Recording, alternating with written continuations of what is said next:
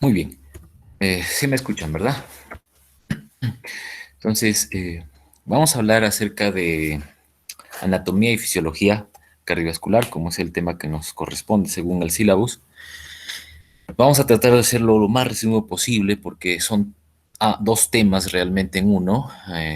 Me he abocado a la parte más de fisiología, pero también algunos aspectos importantes de anatomía. Eh, ok, el objetivo de el sistema cardiovascular es, de hecho, aportar un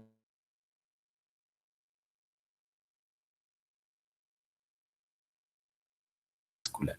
Sin embargo, este flujo sanguíneo que debe llegar a todos los tejidos, pues va a depender de diferentes variables, desde la frecuencia cardíaca hasta la resistencia vascular periférica, que generalmente a veces nosotros lo consideramos como el sinónimo de la presión arterial. Entonces, todas estas variables nosotros las podemos medir, de hecho, ¿no? Frecuencia cardíaca, volumen inyectado, volumen minuto, la resistencia vascular periférica se puede medir, la presión arterial se puede medir y el tono vasomotor tisular también se podría medir. Sin embargo, esto más se realiza pues con métodos eh, fisiológicos, ¿no? Más que con métodos cuantitativos directos, ¿no? Pero lo que sí podemos medir directamente con diferentes equipos es los cinco otros factores o variables que van a aportar pues determinadas condiciones a tener un flujo sanguíneo tisular adecuado, ¿no? Entonces la función del sistema cardiovascular es aportar un flujo sanguíneo adecuado a todos los tejidos. Nosotros sabemos que nuestro sistema cardiovascular es un sistema tubular continuo. Es un sistema tubular continuo que, si bien es cierto, tenemos un sistema venoso y un sistema arterial, ambos van a estar unidos por los capilares sanguíneos, ¿verdad? Eh, no deberían de mezclarse o no debería de haber los famosos shunt, que le llamamos los shunts, que son eh, lugares donde hay una mezcla de flujo sanguíneo venoso y arterial, no deberían de existir. Sin embargo, en ciertas condiciones o patologías, sobre todo en las cardiopatías congénitas, puede existir esto.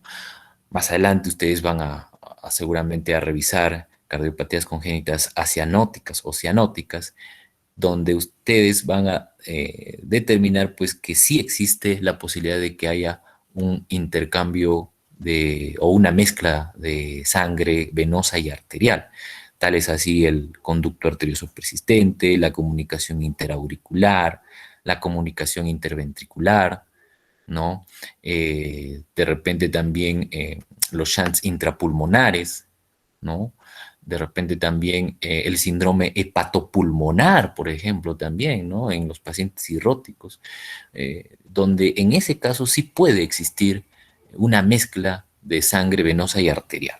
Sin embargo, los únicos lugares donde fisiológicamente se debe de unir estos dos sistemas venoso y arterial es a nivel de los capilares vasculares, ¿ok?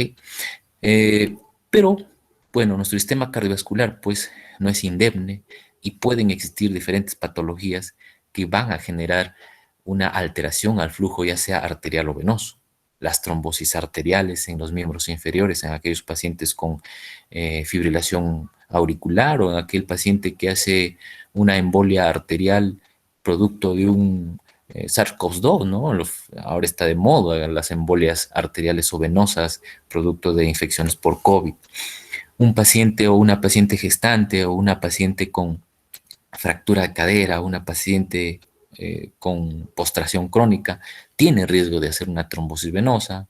Un paciente que hace un viaje prolongado en bus, más de 8, más de 10 horas de repente, sin movilizar las piernas, está expuesto a hacer una embolia pulmonar. Los pacientes con enfermedad cardiovascular llegan a hacer SB isquémicos. Pacientes con factores de riesgo cardiovascular también pueden hacer infarto de miocardio y las trombosis de venas renales que también se pueden presentar, ¿no? Entonces, nuestro sistema cardiovascular no es indemne, está ahí como objetivo para padecer diferentes patologías. La estructura anatómica y funcional pues, del músculo cardíaco es el miocito, la fibra muscular. Nosotros debemos reconocer o recordar pues, que cada fibra muscular está unida a la siguiente por los discos intercalares, ¿no? Son lugares o estructuras de anclaje que unen un miocito con otro y en donde nosotros vamos a encontrar las uniones comunicantes que es el sinónimo pues de los canales iónicos a través del cual se va a producir pues la despolarización, ¿no? A través del cual el potencial de acción va a viajar por el influjo de algunos iones en base al gradiente electroquímico que puede existir, ¿no? También debemos recordar que desde la etapa embriológica, el aurículo y el ventrículo es un sinsitio, ¿no? Más o menos a partir de la tercera semana, ¿no? De la tercera semana, incluso a partir del octavo día ya, se empieza a producir la segmentación cardíaca que termina más o menos en la octava y doceava semana de gestación. Entonces, nosotros debemos recordar que el miocardio en un momento es uno solo. Ya cuando se produce la segmentación cardíaca, podríamos hablar de un sinsitio auricular y un sinsitio ventricular. Sin embargo, al final, todo es un sinsitio porque el sistema de conducción especializado va a unir estas dos estructuras, ¿no? Aurícula y ventrículo, y va a ser un todo realmente. Este es un dibujo que seguramente ustedes lo conocen, eh, de un miocito, ¿no? Y lo que acá nos puede llamar la atención es la gran cantidad, pues, de mitocondrias que tienen los miocitos, ¿no? Los miocitos tienen gran cantidad de mitocondrias. ¿Por qué? Porque ahí se va a fabricar, obviamente, pues, la energía, el ATP. El miocardio es un tejido especializado que necesita gran cantidad de energía porque nunca para, excepto, pues, cuando el paciente fallece o cuando el paciente tiene un infarto de miocardio. En ese momento, pues, no existe energía y por tanto no habría necesidad de tener mitocondrias, obviamente. Pero un miocardio funcional debe tener gran cantidad de mitocondrias, ¿ok? Esto es igual el miocito. Dentro del miocito tenemos las miofibrillas que están conformadas pues por las fibras gruesas y las miofibrillas de filamentos gruesos y delgados. El filamento delgado pues formado principalmente pues por un complejo de troponina, tropomiosina y actina, ¿no? Y debemos recordar aquí la troponina, sobre todo la troponina C, ¿no? La troponina C que tiene un cicloactivo donde el calcio va a actuar y va a liberar la zona donde se va a acoplar pues la miocina, la cabeza de la miocina, sobre todo del filamento grueso, para producirse la contracción. Entonces recordar eso, ¿no? Algo para que nosotros recordemos respecto a esto es el paciente que presenta un infarto de miocardio. Cuando existe un infarto de miocardio, las miofibrillas se van a destruir y por tanto estas proteínas, segmentos de proteínas, porciones de proteínas van a liberarse al torrente sanguíneo. Es así, cuando nosotros tenemos un infarto de miocardio, lo que nosotros debemos de usar para confirmar el infarto de miocardio de manera serológica o sanguínea, debemos de solicitar troponina, ¿no? Troponina sérica. La presencia de troponina sérica en el flujo sanguíneo o en los exámenes de sangre nos indica que hay un daño miocárdico, ¿no? Y debemos recordar también algo respecto a cómo se produce el acoplamiento entre, bueno, el efecto de calcio, la contracción y la relajación, ¿no? Una vez que existe un estímulo de una célula adyacente a la siguiente, pues se va a producir un influjo de iones calcio del extracelular, ¿no? A través de este canal lento de calcio, ¿no? En este momento es la fase de repolarización realmente, como lo vamos a ver en un gráfico siguiente de un potencial de acción. Este influjo de iones calcio va a ocasionar que el receptor de rianodina se estimule. Este receptor de rianodina está a nivel del retículo sarcoplásmico. Y recordarán ustedes que el retículo sarcoplásmico del miocito tiene gran cantidad de calcio. Una vez que se estimula este receptor de rianodina, va a liberar su calcio acumulado y por tanto este calcio va a participar a nivel del sitio activo, pues de la actina, ¿no? de la troponina, perdón, liberando esa zona que estaba ocluida en un momento por la troponina C, a la que se une el calcio, libera su sitio activo, cambia su conformación y por tanto la cabeza del filamento grueso va a poder anclarse, ayudado obviamente por el ATP que está produciendo las mitocondrias. Es en ese momento que se produce la contracción.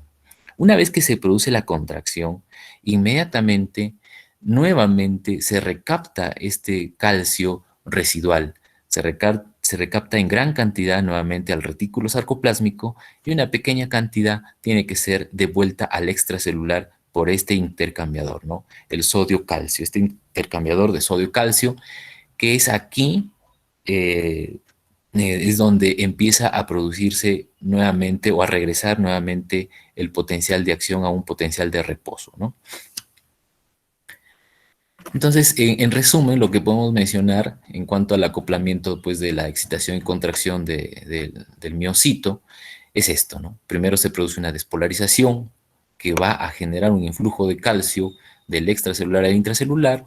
Luego, por medio de la estimulación del receptor de rianodina, se libera calcio del retículo sarcoplásmico, se une el calcio a la troponina C, ¿no? A la troponina C, se libera el espacio donde va a unirse el filamento grueso, ¿no? Y se produce la contracción. Y posteriormente, pues hay una gran recaptación de calcio al sarcoplásmico y una expulsión residual del calcio al extracelular. Este es un gráfico que más o menos nos orienta respecto a lo que estamos comentando, ¿no? Y aquí viene el potencial de acción. Los potenciales de acciones son obviamente parecidos, ¿no? Dependiendo de qué célula nosotros podemos evaluar, pero el potencial de acción es un cambio reversible en cuanto al potencial de membrana, ¿no? Y que se produce por la apertura o activación de determinados canales iónicos a favor del gradiente electroquímico, obviamente, ¿no? Entonces, existe normalmente un estímulo de una de las células adyacentes que va a desencadenar, pues, este potencial de acción. Entonces, como ejemplo, habitualmente lo utilizamos el potencial de acción de una fibra muscular ventricular. Este es el potencial de acción de una fibra muscular ventricular. Y lo que acá encontramos es que hay una fase cero, que es la fase de despolarización rápida, ¿ok? Donde hay un influjo abundante de iones sodios al intracelular. Estos canales se abren abruptamente, son los canales lentos de sodio, e ingresa abruptamente grandes cantidades de sodio. Eso va a generar que haya una despolarización brusca, pasando de un voltaje pues, de menos 85 milivoltios a un voltaje de más 20, más 30 milivoltios. Luego de ello, se alcanza la fase 1, que ya es el inicio de la repolarización. La repolarización, de hecho, tiene 3 fases, ¿no? 1, 2, 3. En este momento, en la fase 1, es una fase de repolarización rápida que le llaman. Es en este momento donde participa la salida de los iones potasio a través de los canales Ito. Así se llama, canales Ito. Sin embargo, inmediatamente, luego de ello, se activa nuevamente una determinada cantidad de canales L que no estuvieron desactivados en esta fase, al final de esta fase 0. Normalmente, la gran cantidad de canales de sodio que se abren en la fase 0, al finalizar esta, se cierran, se inactivan. Sin embargo, hay un pequeño porcentaje que aún siguen activos. Es así que aún persiste el influjo de iones sodio al intracelular y por eso que va a empezar la fase MZ. Entonces la fase 2 ya es la fase MZ, donde de hecho predomina el ingreso o el influjo de este ion calcio. ¿Ok? Los canales lentos de calcio. Este calcio es el calcio que está ingresando realmente al intracelular desde los túbulos transversos. Entonces, este calcio es el que va a desencadenar el acoplamiento de las miofibrillas, ¿no? Este calcio llega al receptor de rianodina y libera el calcio del retículo sarcoplásmico. Aquí también hay un flujo o salida de iones potasio a través de los canales ICUR, que se llama. Y luego en la fase 3, pues predominantemente hay salida de iones potasios, de tal manera que están logrando llegar nuevamente a un estado de reposo que es la fase 4. En la fase 4, aquí es muy importante desde el punto de vista de la cardiología, debido a que aquí es donde nosotros utilizamos algunos sinotrópicos, como la digoxina. La digoxina en esta fase 4 bloquea el sodio-potasio ATPasa, que también está en la fase 4, no ha salido aquí, pero también está el sodio-potasio ATPasa, bloquea esta proteína, esta bomba, y por tanto permite la acumulación excesiva de iones calcio dentro del intracelular. Y como hay mayor cantidad de calcio intracelular, la acoplación es más rápida, más efectiva y de mayor intensidad. Por eso que la digoxina tiene un efecto inotrópico, genera mayor fuerza de contracción en el miocardio. Esta es la gráfica de todos los canales que están comprometidos en el potencial de acción. Cada uno pues viéndose en qué momento tiene mayor participación. Como se dan cuenta, los canales de sodio, los canales lentos de sodio, tienen una mayor participación en la fase 0, pues en la fase 0. Sin embargo, durante el resto de la fase del potencial de acción también permanecen, ¿no? Todavía permanecen un poco abiertos, ¿no? Pero durante la fase 0 es donde tiene mayor lugar su apertura. Igual los de canal de calcio, también hay un influjo mayor durante la fase 2, ¿no? Durante la fase 2, y luego el resto de las fases también está abierto, pero en mayor cantidad, se vuelve a inactivar. Aquí en la imagen de la inferior podemos nosotros relacionar pues el potencial de acción con el electrocardiograma. Si se dan cuenta, eh, lo que nosotros consideramos acá como el QRS, que es la despolarización ventricular,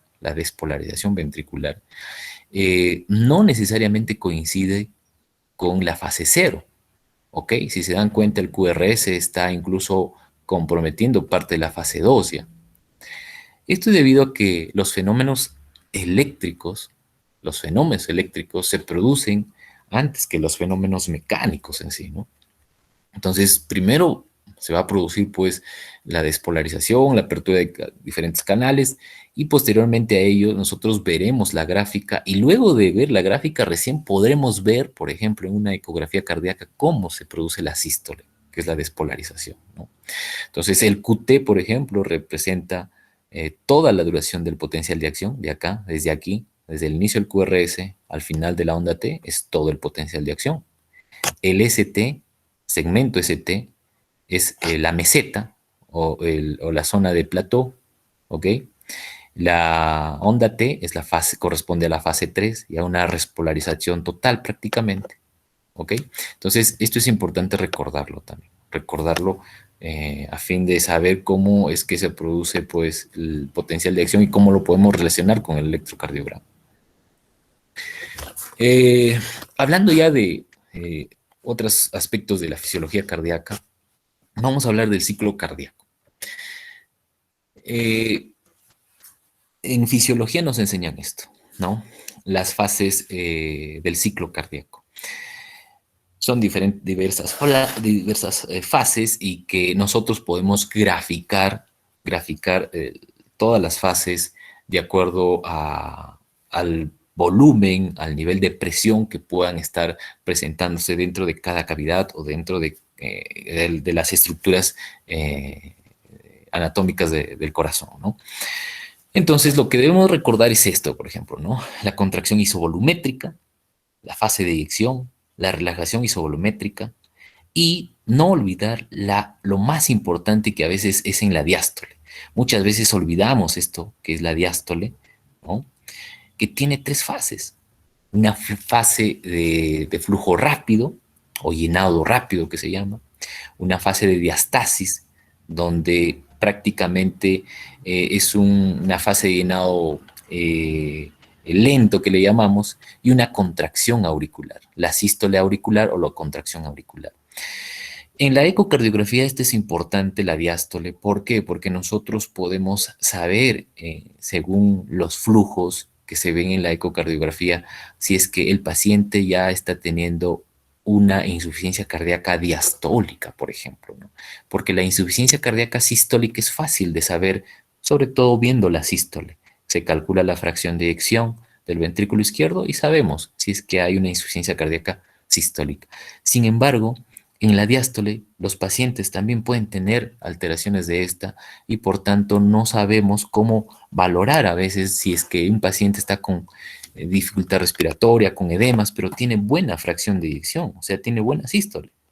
Entonces es ahí donde nosotros utilizamos algunos parámetros para verificar cómo es el llenado rápido y cómo es la contracción auricular. Y según eso, verificar si realmente estamos ante un paciente con una insuficiencia cardíaca diastólica, ¿no? Eh, Aquí lo que también tenemos que recordar en azul, por ejemplo, es la presión intraventricular del ventrículo izquierdo y en rojo está la presión de la aorta. Ambas van a coincidir durante la sístole, tanto la presión del ventrículo izquierdo durante la sístole como la presión de la aorta durante la sístole en el momento de la eyección, sobre todo, van a coincidir, van a ser las mismas. Estas curvas van a estar alteradas por diferentes factores. Van a estar alteradas por la precarga, que es la cantidad de volumen que puede estar llegando a las aurículas. Van a estar alteradas por las poscarga, de repente mucha resistencia vascular periférica. Van a estar alteradas por la contractibilidad del ventrículo izquierdo o derecho, dependiendo de cuál de nosotros podemos elegirlo, y también van a estar alteradas por la relajación de la fibra muscular. Entonces, estas curvas, lo ideal es tenerlas así, pero obviamente en un paciente que tiene patologías, no necesariamente lo vamos a encontrar de esta manera, ¿no? ¿Qué más? ¿Qué más podemos aquí saber? Igual, por ejemplo, la contracción isovolumétrica coincide con el QRS. La sístole, que es el momento de la eyección, la fase de eyección, correspondería con la repolarización y parte de la onda T. Y la relajación isovolumétrica con el final de la onda T. ¿Ok? Entonces, muchas veces nosotros el QRS lo relacionamos con la sístole, pero si se dan cuenta, este es un fenómeno eléctrico. El electrocardiograma que vemos aquí es un fenómeno eléctrico. Y lo que vemos acá arriba, que nos está indicando qué fases del ciclo cardíaco son los fenómenos mecánicos. Entonces, el QRS normalmente coincide con la contracción isovolumétrica. Y la fase de eyección no es la que corresponde al QRS. Por eso que los fenómenos mecánicos se producen antes, perdón, los fenómenos eléctricos se producen antes que los fenómenos mecánicos. Y esto es prácticamente lo mismo, pero aquí, por ejemplo, en la parte superior, en moradito, este es el flujo de la, perdón, en rojo, este es el flujo de la válvula mitral. Aquí, esta onda picuda que ven aquí, es la fase de llenado rápido. La fase de llenado rápido del ventrículo izquierdo. O sea, la cantidad de flujo sanguíneo que está ingresando al ventrículo izquierdo procedente de la aurícula izquierda. Es una fase de llenado rápido. Luego hay una diastasis. Aún hay un ingreso de flujo sanguíneo, pero no de manera activa. Y después de un momento hay una contracción auricular izquierda. Esto es lo normal, que esta onda sea mayor que la de acá. Sin embargo, por diferentes patologías, estas ondas se pueden invertir. La fase de llenado rápido puede ser más pequeña y la fase de contracción auricular puede ser más grande. Eso se llama disfunción diastólica. O también puede suceder situaciones de insuficiencia cardíaca ya avanzada, donde la fase de llenado rápido es muy abrupta y de muy corta duración.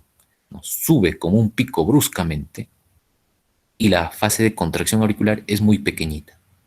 La relación es muy exagerada, ¿no? De repente acá es 1.5 entre esta onda y esta onda. A esta onda le llamamos onda E, ¿ok? La fase de llenado rápido se llama onda E y la fase de contracción auricular se llama onda A, auricular, contracción auricular. Y la relación generalmente debe ser menos de 1.5, ¿ok? Si yo divido esto, la altura de esto con la altura de esto, debe ser menor de 1.5. Cuando es mayor de 1.5, significa que esto es muy picudo, más alto. Eso habitualmente se ve en la falla cardíaca avanzada o en la insuficiencia cardíaca avanzada, ¿ok? Y cuando nosotros vemos una onda E, esta de acá se llama onda E. Cuando vemos una onda E más pequeñita y una onda A más grande, significa que la relajación de la aurícula izquierda está alterada. Y esos son los pacientes que pueden estar teniendo insuficiencia cardíaca diastólica. No lo olviden. ¿Ok? Estos son los bucles o las gráficas de presión-volumen, que también le llamamos.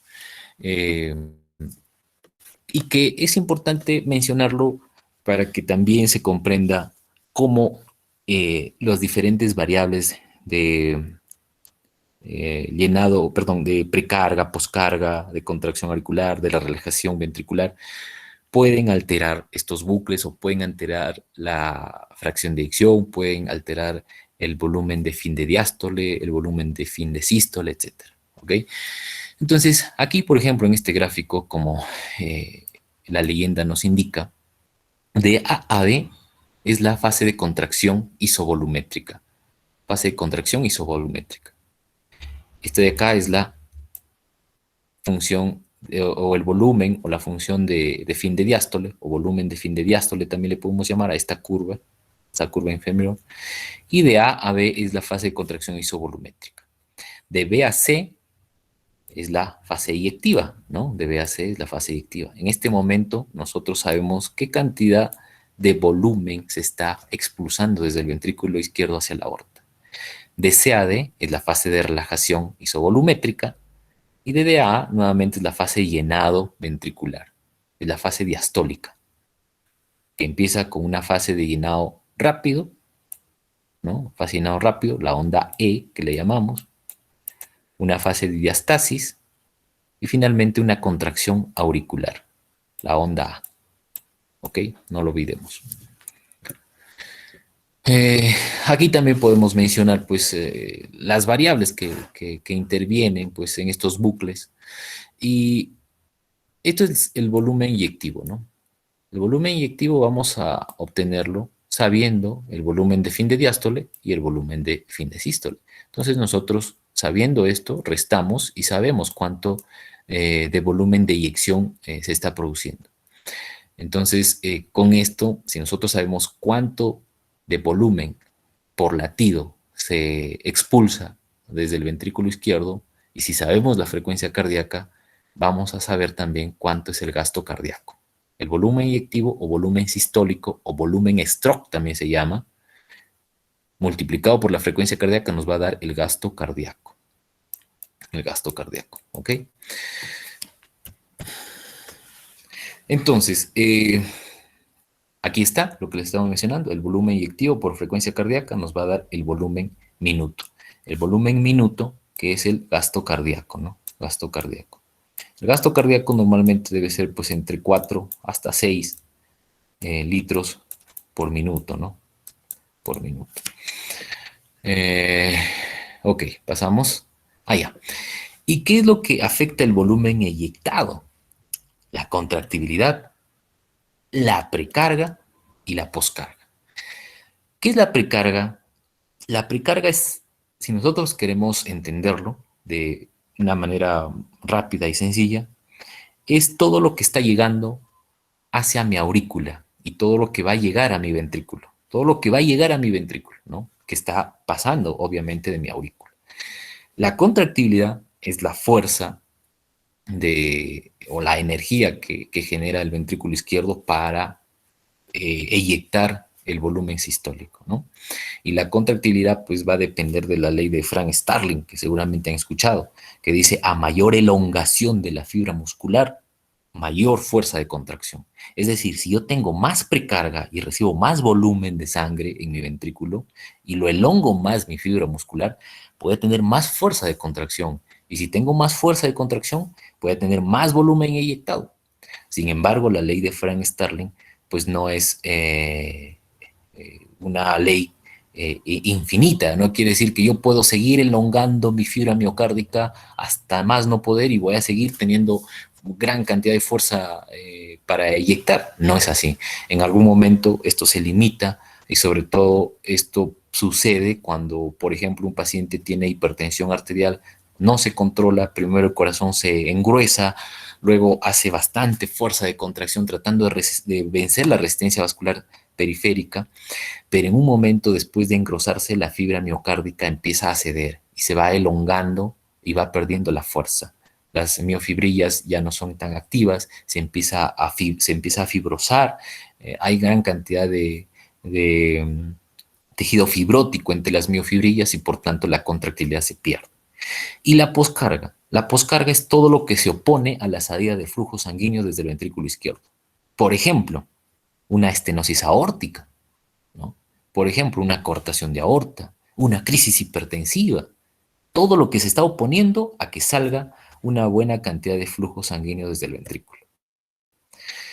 Y si queremos tomarlo como ejemplo, le he puesto aquí estas imágenes de ecografía, ¿no? Por ejemplo, la contractibilidad. Si ustedes se dan cuenta, en la imagen superior,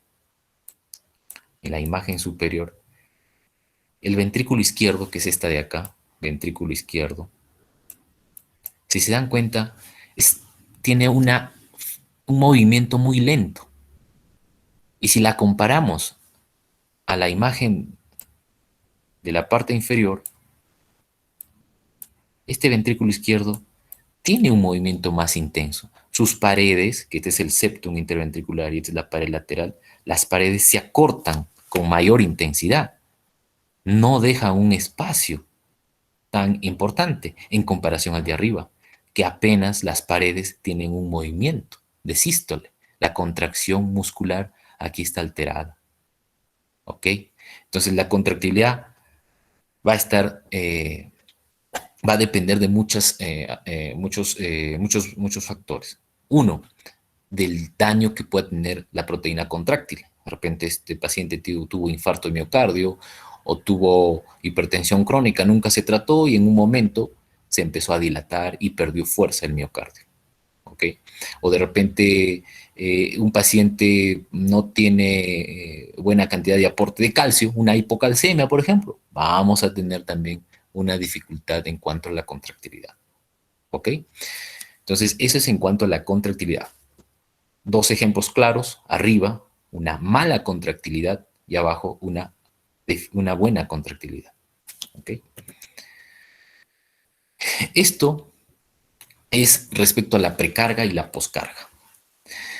Como les mencioné, la precarga es todo lo que el ventrículo izquierdo va a recibir. Todo lo que el ventrículo izquierdo recibe. ¿De dónde? Desde la aurícula izquierda. Si yo a mi paciente de repente está deshidratado y le pongo volumen con suero endovenoso, por ejemplo, voy a mejorar su presión. ¿Pero por qué? ¿Por qué se mejora la presión? ¿Por qué mejora el gasto cardíaco, el índice cardíaco? Porque si mi paciente cuando está deshidratado tiene presión baja, ¿no? Si mi paciente cuando está deshidratado tiene presión baja, significa que a mi aurícula no está llegando suficiente cantidad de sangre, que el retorno venoso no está funcionando de manera adecuada. Y por tanto a mi ventrículo izquierdo tampoco llega una buena cantidad de flujo sanguíneo. Y si no llega una cantidad de flujo sanguíneo adecuado, pues mi ventrículo izquierdo va a bombear en lo que puede, pero el volumen sistólico va a ser deficiente. Y si tengo un volumen deficiente, pues el gasto cardíaco también disminuye, ¿ok? Y la presión arterial disminuye.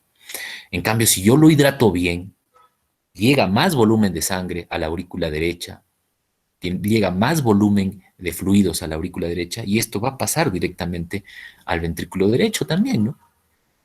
Y si aumenta el volumen en el ventrículo derecho, obviamente el retorno a través de las venas pulmonares hacia la aurícula izquierda también aumenta y por tanto llega más cantidad de flujo también al ventrículo izquierdo. Acuérdense que es un sistema tubular continuo.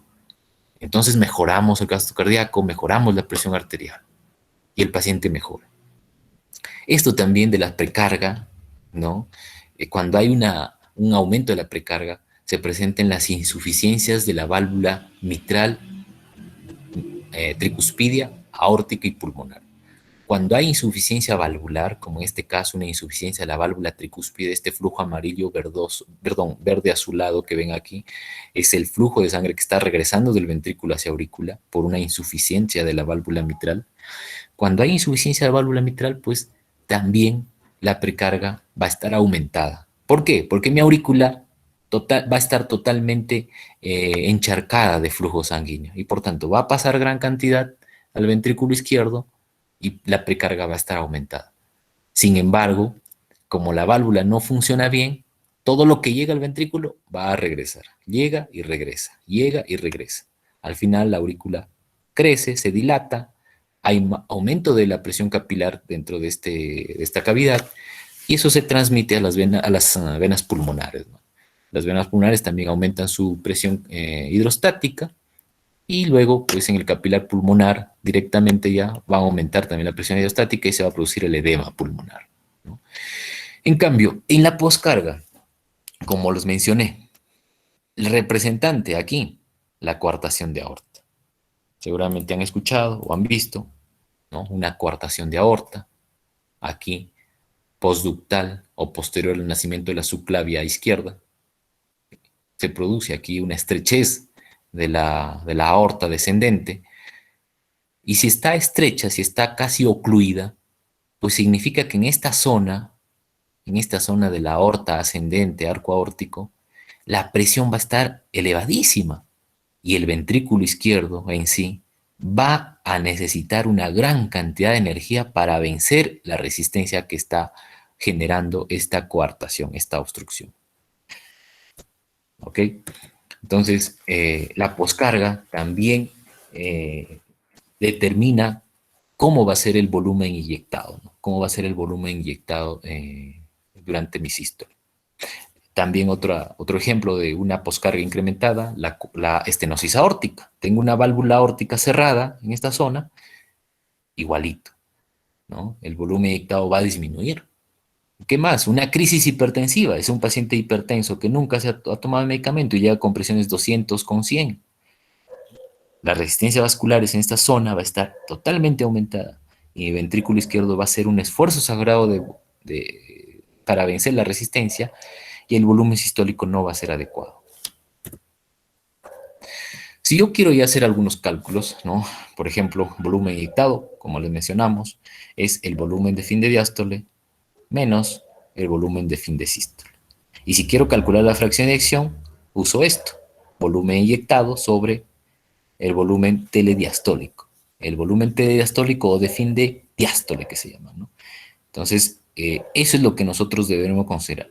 La fracción de eyección normal del ventrículo izquierdo, muchos lo consideran este valor, pero nosotros desde el aspecto de cardiología lo consideramos 55%, chicos, no se olviden. Entonces, este 65% ya es antiguo, este valor. 55% en adelante es normal. Entonces, la fracción de eyección del ventrículo izquierdo debe ser este valor, 55%.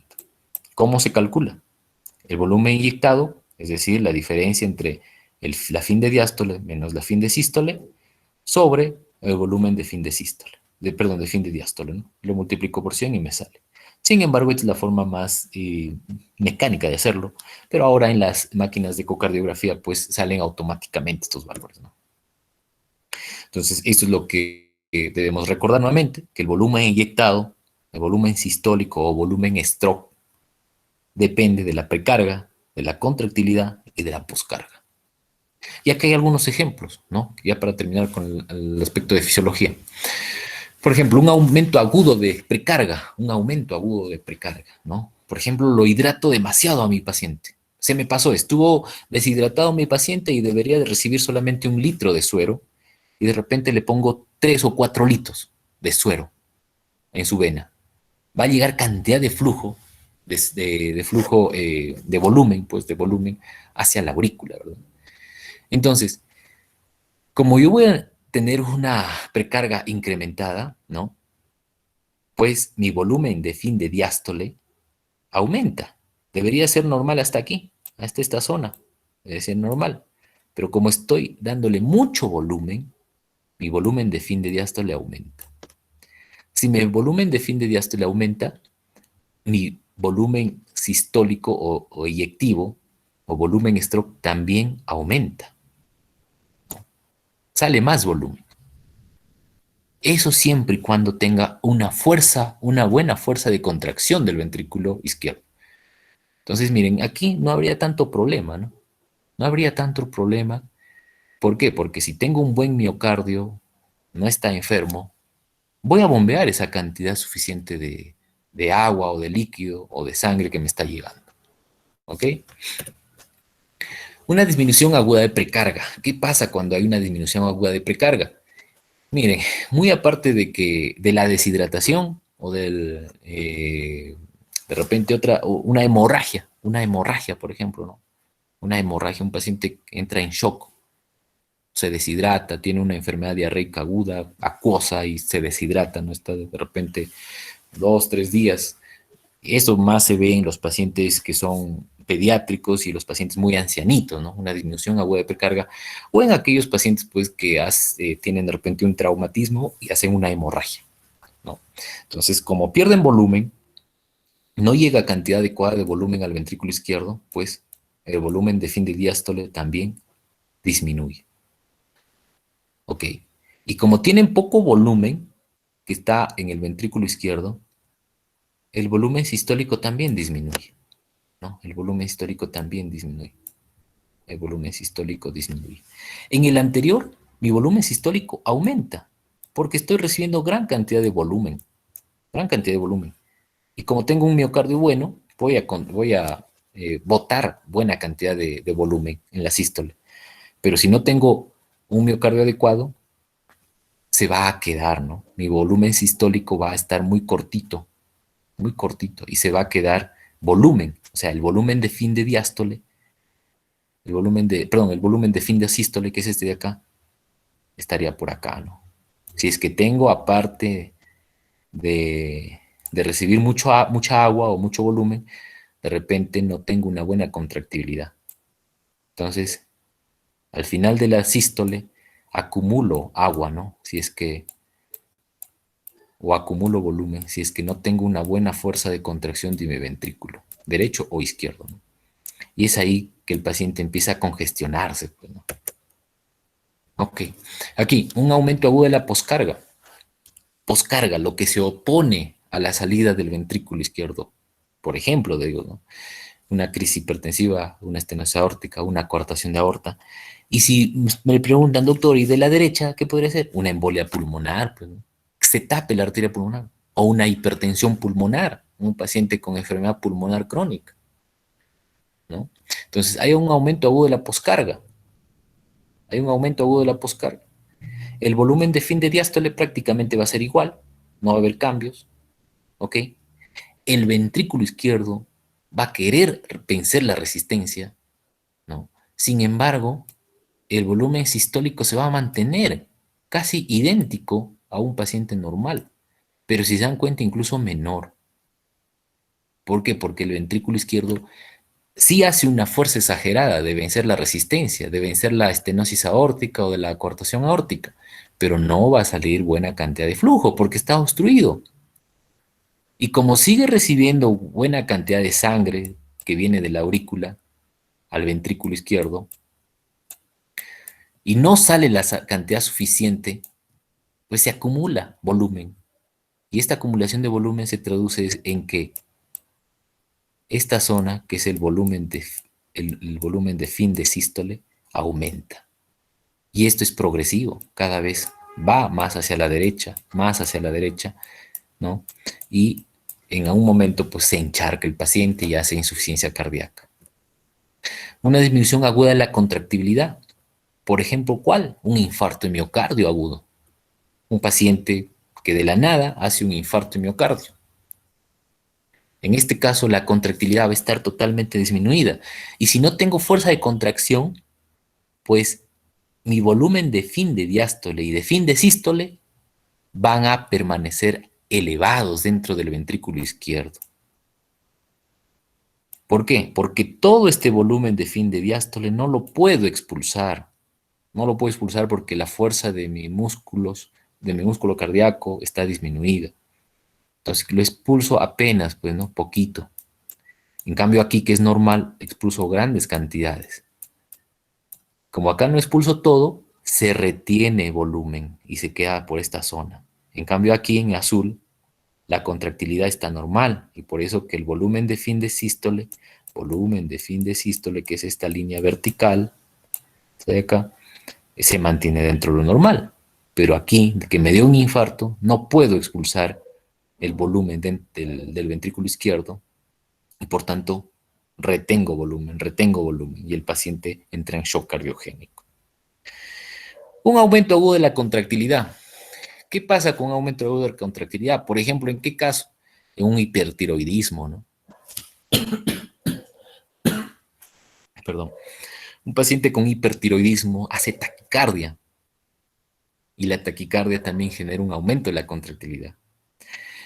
O de repente una paciente gestante, o de repente un paciente con fiebre hace un aumento agudo de la contractilidad, ¿no?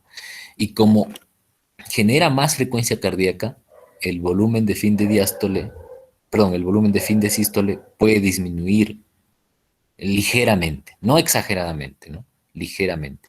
Y el volumen sistólico, el volumen de eyección también aumenta ligeramente, ¿no? Ese es el resumen de los fenómenos que ocurren con cada alteración que ya lo mencionamos, es un resumen. Y bueno, vamos a pasar brevemente, ya, 10 minutos chicos al toque, a algo básico de la anatomía, ¿ya? A ver, respecto al pericardio, nos interesa el pericardio seroso, ¿ok? Y de esto, pues, el pericardio parietal y el visceral, ¿no? Y dentro de los dos, dentro del pericardio parietal y visceral, es donde nosotros encontramos el líquido pericárdico. Lo importante del líquido pericárdico es saber la cuantificación. Normalmente es apenas visible, 15 a 20 mililitros. Hasta 50 mililitros podría considerarlo normal, hasta 50. Pero si yo tengo volúmenes mayores, debo saber que es patológico.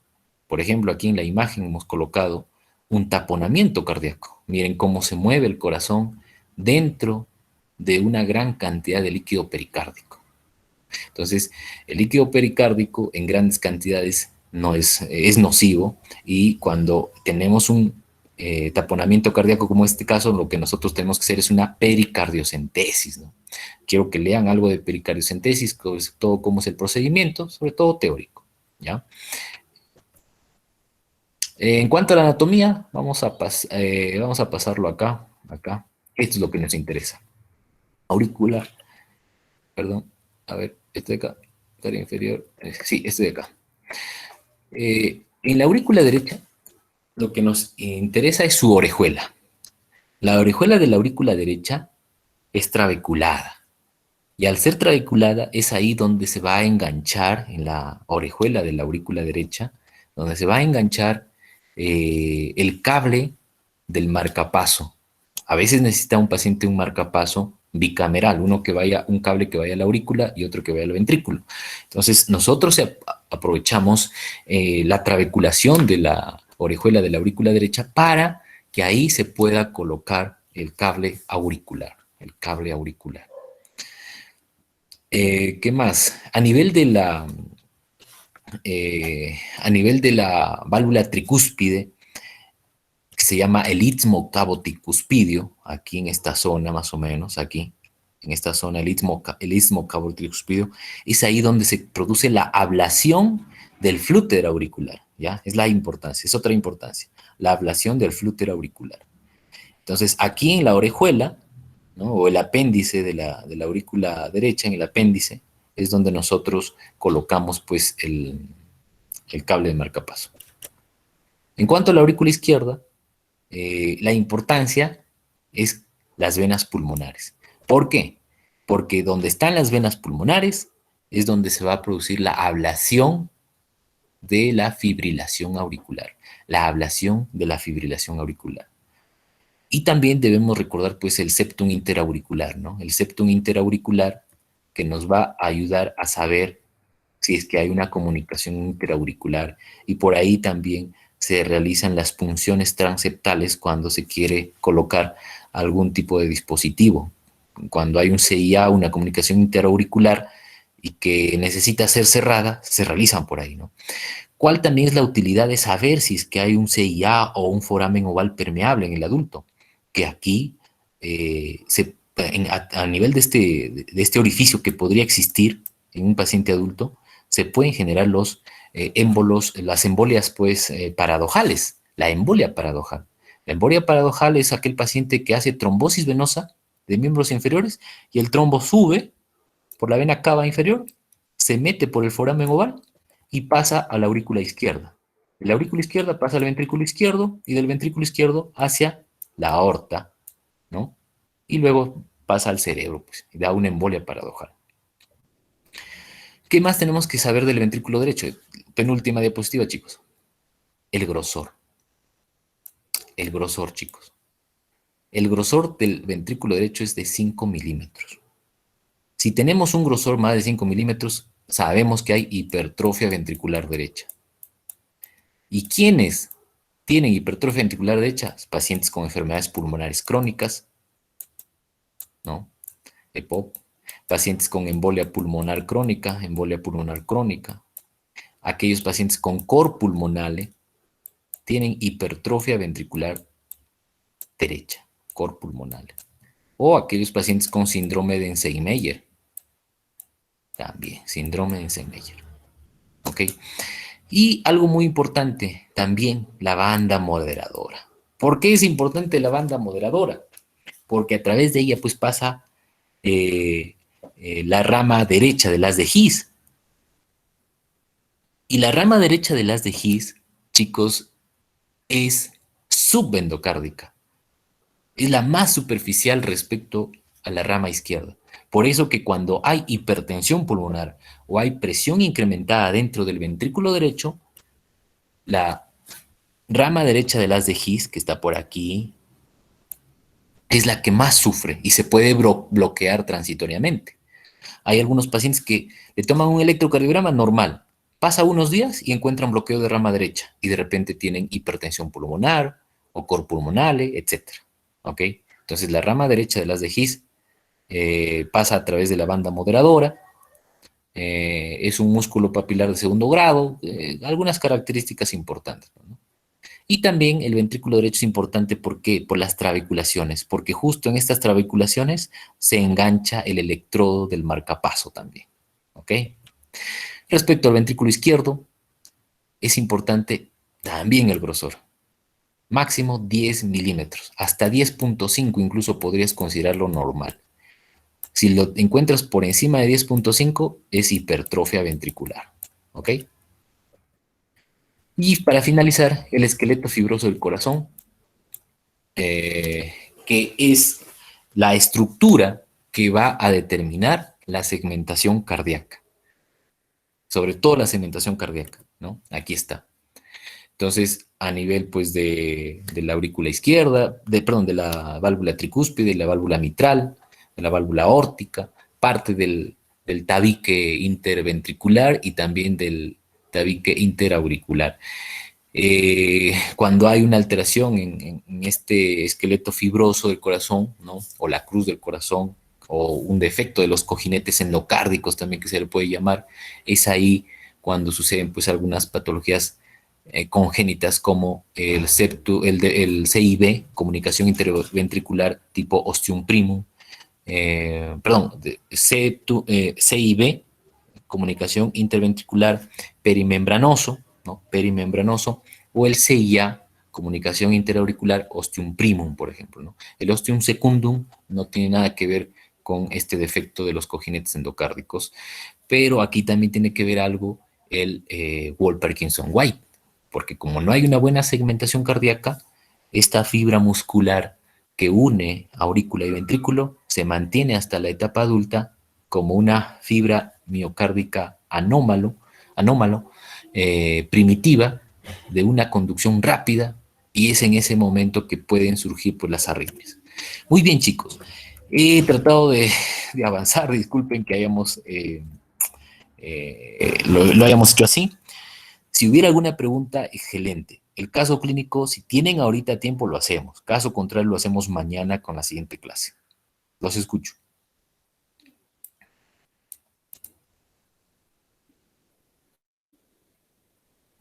Sí, doctor, creo que sería bueno que lo podamos hacer mañana, porque hay un grupo que tiene rotación. Antes. Ya, genial, no hay problema. Mañana, de paso que tienen tiempo para que lo revisen, yo creí que era a las 7 realmente, a 7:30 la clase, pero bueno, mañana lo hacemos, chicos. Disculpen la demora.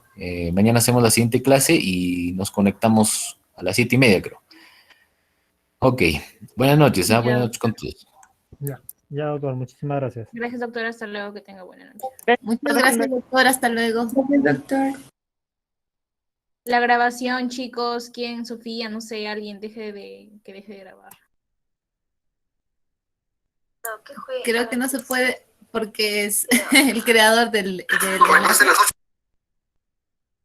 ¿Y cuando salimos todos se apaga solito? Sí, cuando salimos todos ya se cierra. Ah, ya, chao, chao, entonces.